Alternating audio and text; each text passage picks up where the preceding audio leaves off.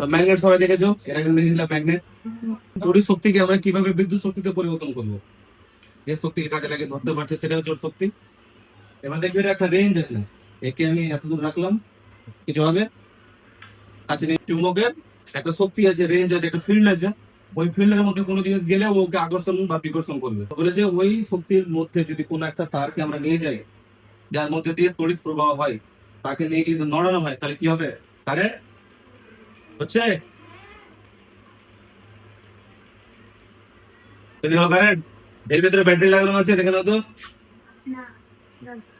তাহলে এটা কি আছে? চুম্বক আছে।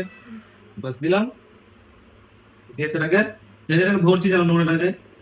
দেখো হচ্ছে, এটা হচ্ছে বেসিক মডেল। একে বেস করে আমাদের যত জেনারেটর চলে।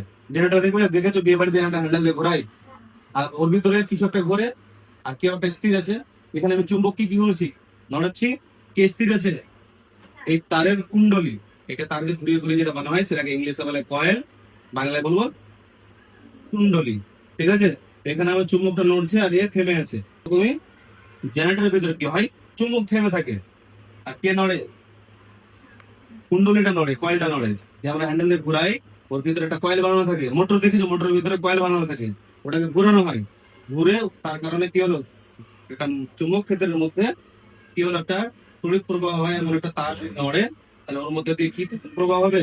তড়িৎ প্রবাহ হবে। তাহলে চুম্বক শক্তিকে আমরা বিদ্যুৎ শক্তিতে পরিবর্তন করতে পারলাম। হলো, তাহলে আমরা তড়িৎ শক্তিকে কিসে পরিবর্তন করলাম? কেউ করবে?